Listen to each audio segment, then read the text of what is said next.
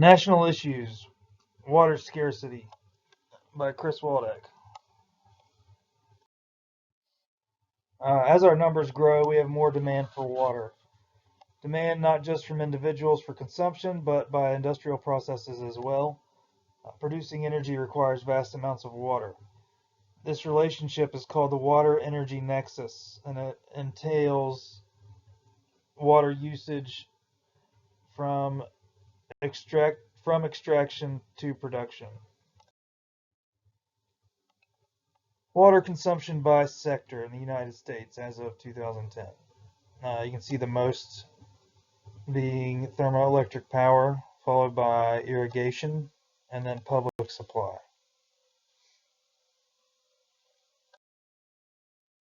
And here's a graph showing global water usage over time.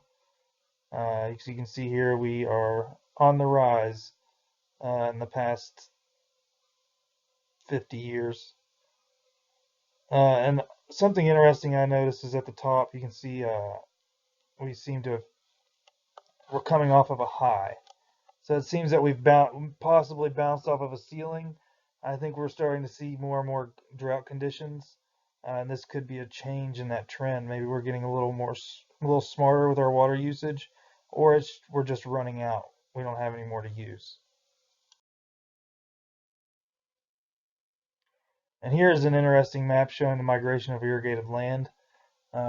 These red areas are areas known for farming, especially there in California. But due to drought conditions and decreasing water supplies, some of this, we're seeing a migration of farmland, agricultural land, and irrigated land. More of it popping up in the Mississippi watershed, there in Nebraska along the Missouri River, and then directly on the Mississippi. Areas where water is fairly prevalent. And policy history is something to take note of when it comes to water scarcity. So the Colorado Compact is a well-known water policy. It dates back to 1922. The Colorado River provides much of the water for the arid West, and this essentially people were noticing downstream that they were not getting the water because it was being consumed upstream, and this is an issue even today in other watersheds, not just this one. This is just a unique case study.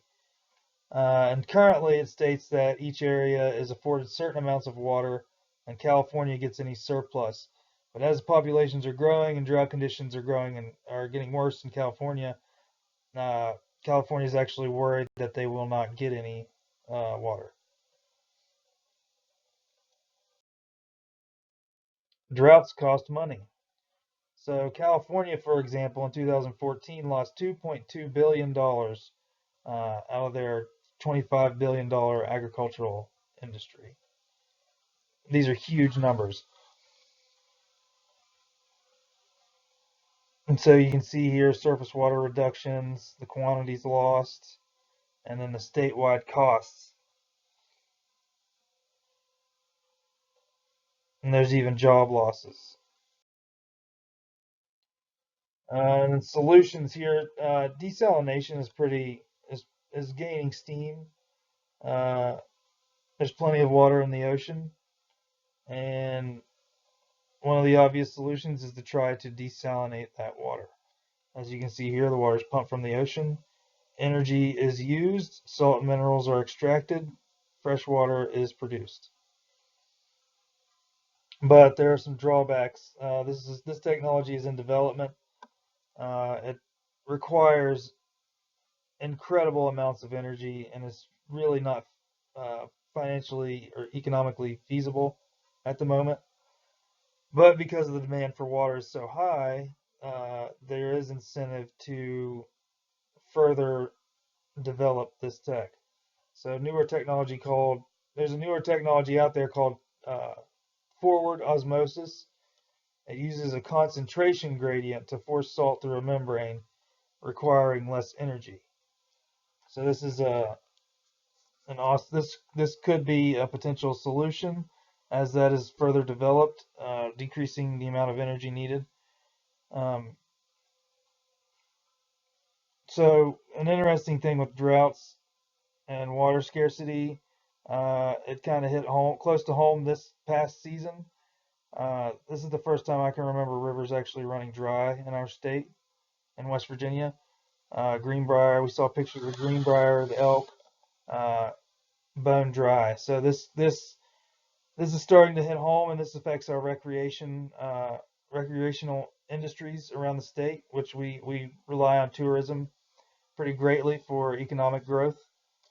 Uh, and as these problems arise, it's interesting to see that an area such as ours with so much surface water, uh, can go dry or have issues in the matter of a few months. So as these problems grow, living here where we generally have uh, plenty of surface water, we pollute it, but we have plenty of it. It's one of the perks of living here, but it is kind of scary seeing that we can run out. So let's hope that we can better manage our water systems and take some other steps to keep it from even getting this far.